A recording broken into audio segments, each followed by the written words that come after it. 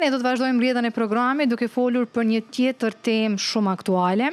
Kryetari i Sindikatës së Re të Kekut, Xhelal Jashari, ka reaguar pas vdekjes së disa punëtorëve të Korporatës Energjetike të Kosovës në ditët e fundit, me shqetësime për sigurinë në vendin e punës. Jashari ka deklaruar se punëtorët e Kekut nuk kanë pajisje të mjaftueshme mbrojtëse, ndërsa sipas tij nuk po sigurohen në nivel të mjaftueshëm as kushtet e sigurta për punë. Në anën tjetër, bordi i drejtorëve dhe menaxhimenti i Kekut ka njoftuar se kanë marrë siguri në punë pas ngjarjes së rëndë në të cilën humbën jetën punëtorë të korporatës. Keku ka bërë të ditur se do të formojë një task force për sigurinë industriale dhe shëndetin në punë në përbërje të së cilës do të ketë edhe ekspert të jashtëm. Sa i përket kësaj teme, ne do të flasim edhe vetëm në pak minuta bashkë me Nejat Lumnicën nga Sindikata e Re e Kekut, ku besoj se do të na tregoj edhe më shumë detaje sa i përket vdekjes, që u bë vdekja e katërt me radhë e punëtorëve të Kekut, gjë që realisht ka qenë shumë shqetësuese për opinionin dhe ka ngritur shumë pyetje se çfarë realisht po ndodh dhe pse po ndodhin pikërisht këto vdekje në korporat. Në linjë të drejtë për drejtë me Alca Pëshot, tani më e kemi edhe zotrin Lumnica. Zotri Lumnica, faleminderit shumë për kohën. Përshëndetje. Përshëndetje edhe ju, faleminderit edhe ju.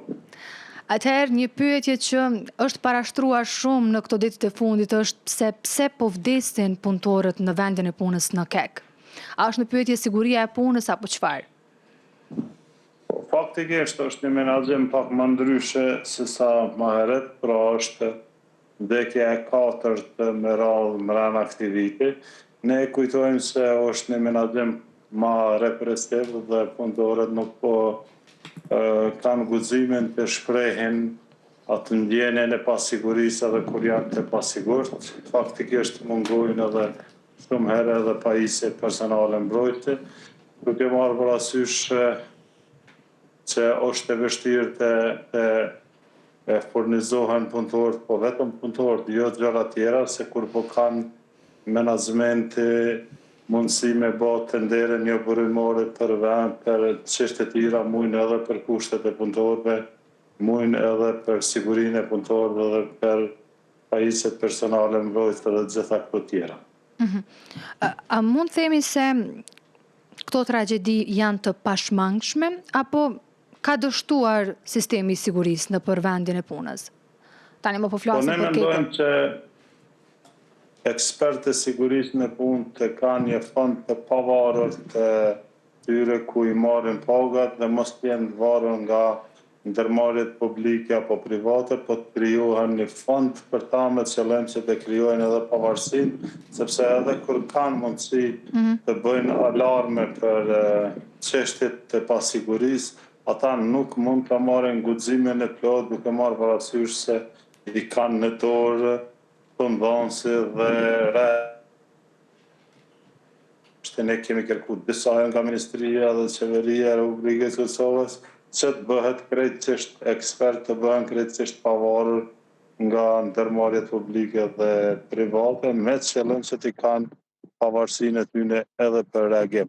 Ndërsa sa i përket inspektoriatit e punës, ne shumë herë bëjmë ankesat e ata, mirë po problemit e ta është që ata janë vetëm në term unë letër dhe asgjë më shumë, i japin gjithë herë të drejtë punëdhënësit e asnjëherë punëtorët, edhe për këtë arsye punëtorët edhe nuk i kanë derën hapun të ky inspektoriat i kapun edhe i korruptuar, i kompromituar për arsye se ne shumë herë kur kemi bërë ankesa edhe kur e kemi pa që o shkel drejt e punëtorit, ata i kanë dhënë të drejt punëdhënësit. Po kush mban përgjegjësi në rastet e tilla kur nuk garantohet siguria e punëtorit? Faktikisht siguria e punëtorit për momentin nuk ka adekuate, mirë po ne shpresojmë se nuk do të ndalëm aktivitetet sindikale dhe do të kërkojmë me urgjencë që të krijohet kjo që e thash më herët, të ketë inspektimet e pavarura në Kek. Shpresojmë se mos tjetë asnjë rast i tillë, mirë po edhe jo vetëm reagimet pas rastit të vdekje, sepse këto sigurisht janë baza kanë prej Ministrisë e Menaxhmentit të Bordit të Zëdhve, vetëm se kur ndodhin rastet edhe një 3-4 ditë e harrohet, inshallah kjo nuk ndodh asnjëherë, por ne duhet në vazhdimsi të jemi aktiv të respektojmë të drejtën e punëtorit, sigurinë e punëtorit, jetën e tyre, sepse asnjë megavat, e as miliona megavat, e asnjë pasuni nuk vlen sa në jetë e punëtorit, dhe punëtorit do të ketë siguri maksimale. Zotëri Lumnica, po pse është prit aq gjatë që të formohet task forca? Nuk e besoj shumë këtë punën e task forces. Unë personalisht nuk kisha mund të jem kryeshef, menaxher apo drejtor i dikujt që ka vdek mrena muajit 3 persona. Mënyra automatike nuk ose ish dasht më menaxhu më mirë, ose ish dasht të tërhiqen e të japin ndërheqje. Dhe këto task force, këto gjona që janë në menaxhim, që i shërbejnë menaxhimit të represiv, po nuk i besoj shumë. Po shpesh herë e thash edhe kohëve të fundit se menaxhmenti po ju bën presion punëtorëve me flet paraqitje, me komisione disiplinore, me ndeshkime dhe me frikë nuk menaxhohet keku, mirë po keku duhet menaxhohet me diskursin tjetër, motivues, mobilizues e jo prekshëm e represiv. Për këtë arsye, është e vështirë të besohet që ky menaxhment i cili është mësuar të punoj në formë të tillë të kthen një identitet tjetër. Zotëri Lumnica, po çfarë nëse nesër një punëtor hyn në kek për të kryer kuptohet detyrën e tij, a do të mund t'i garantoni familjes së tij se do të ketë siguri në vendin e punës? Ne si sindikat gjithherë e ngrisim zënën për këtë çështje, jo vetëm tani, edhe para se me vdek të 2 rastet e fundit e kemi pas një alarm të ngritur pra në media se siguria e punëtorëve nuk është në nivelin e duhur. Mirë po, Korporata Energjetike e Kosovës deri tash nuk është që është fokusuar shumë.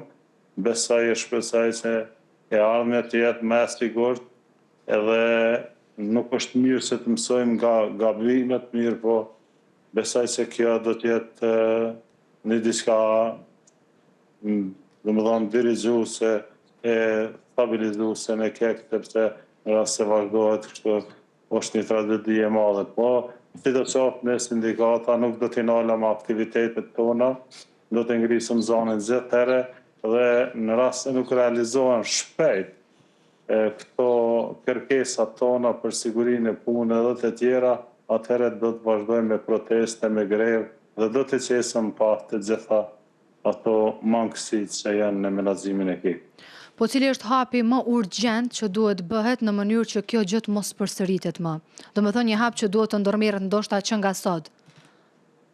Që nga sot ne kemi fillu me kërkesë, realisht ne kemi fillu, po gjithmonë kemi bërë kërkesa, mirë, po tash po dëgjohemi pak më shumë, fatkeqësisht kur po ndodhin gjonat, dhe nuk do të ndalemi asnjëherë derisa të plotësojmë kërkesat e tyre në mënyrë që të janë më të sigurt në vendin e punës, të kanë dignitet, të kanë standard, të kanë të drejtën e tyre dhe dhosh Zotit që mos ketë raste të tilla, por në rast se vazhdohet me këtë avaz, atëherë ne nuk do të jemi të qetë.